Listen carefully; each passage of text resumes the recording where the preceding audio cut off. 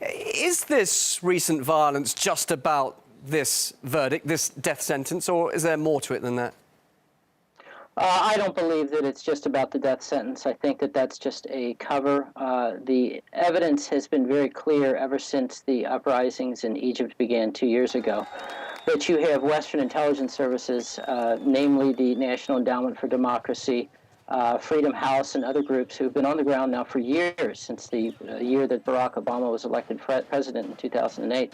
And they have basically been there training people on forms of nonviolent protest. And so while it is very possible, I say that in a very slim sense, that this could be something that is a grassroots thing, in general, the plan is to keep these countries destabilized and difficult to find their footing, because they're much easier to manage in an atmosphere such as that.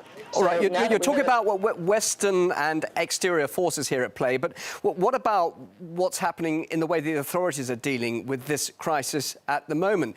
Thousands of soccer fans have actually expressed overwhelming support for that verdict, which seems to be a catalyst now for what's going on with this rioting and death. What does it tell us about the divisions in Egyptian society, where we see supporters there in Cairo and those people are actually risking their lives and dying over this verdict in Port Said?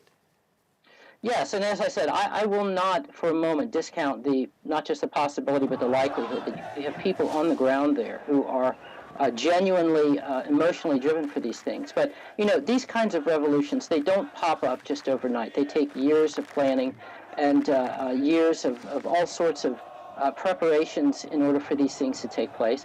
And yes, there's a lot of frustration on the streets in Egypt. They have just gone through a very turbulent period where unemployment is very high. It's very difficult for families to feed themselves, and certainly this lends to the frustration on the street.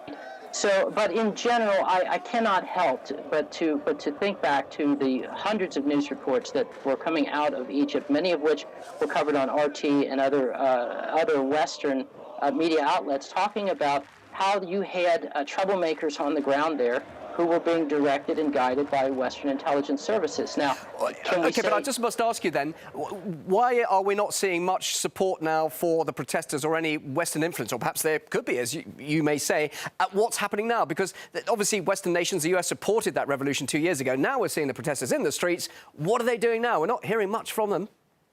Yes, that's right. And the United States and the West don't have to come out and support these people who are on the street.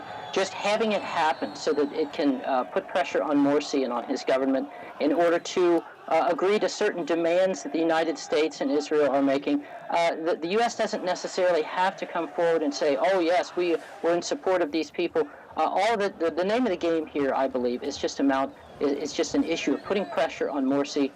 Perhaps he and his government are beginning to veer in a certain direction that is not pleasing to the United States and to Israel. And is that because of the Muslim dominance there, Mark? Is that because obviously there is a huge worry now amongst the Egyptians that the Islamists are taking over the country, it's being dominated by the Muslim Brotherhood, and also is that something that should worry the US and the Western states who, after all, helped this revolution? No, the United States is not worried about this because Egypt is already on the hook in the form of Western financial aid and Western military aid. And in that regard, Egypt is perfectly well safe within the hands of the West in that regard. So they are not worried about Islamists coming to power.